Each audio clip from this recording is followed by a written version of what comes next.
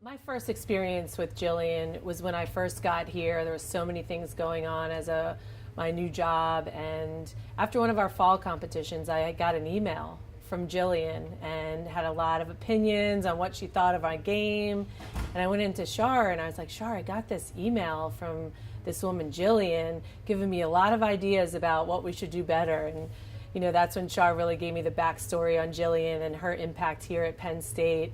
Fast forward to this spring when we had a really close loss, and from a distance I see, Gillian leaving the stadium, and I was like, oh my God, she is not going to be happy.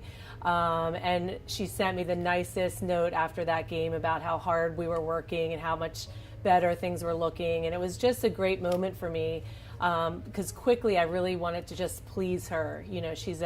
She knows a lot about the sport, and it's just a person you looked up to and you really wanted to do well for. All right, first of all, I really like to thank the IWLCA for honoring Gillian. I stand here talking to you guys really about an incredible woman that had a tremendous impact on not only the success of athletics at Penn State, but also with field hockey and lacrosse throughout intercollegiate athletics. I honestly feel like one of her daughters. I came here in the mid-'70s with a lot of other of my friends, and we were met with a woman that just had a brazen attitude, cared deeply about us, and I think her legacy really shouldn't be measured by the success on the field necessarily, like all her championships, but how she mentored each and every one of us to go on to be strong, confident women who understood it's really important to fight for things that we deservedly, should deserve, I would say.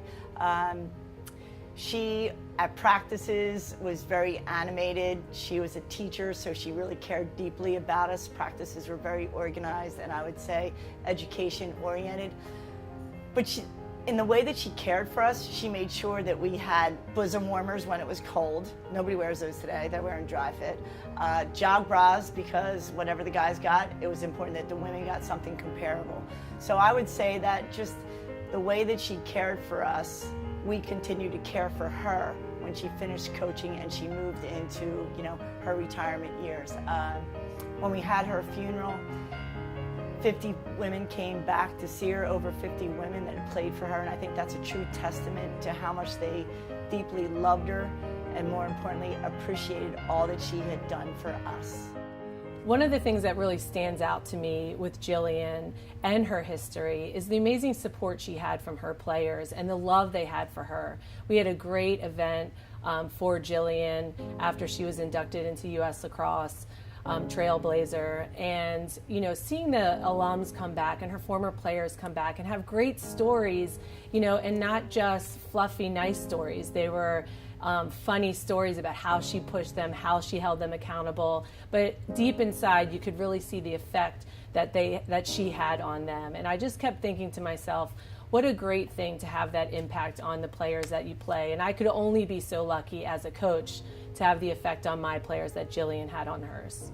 Gillian really was just someone that, as I said, really cared deeply about us, just made sure that we were connected as a team. It wasn't so much about the X's and O's, it was just the way she cultivated the team camaraderie, and I think that still exists today. We have a group of us we call the Chillers that we get together annually, so I think it was the way that she helped us care for each other and have everybody sort of set their egos aside.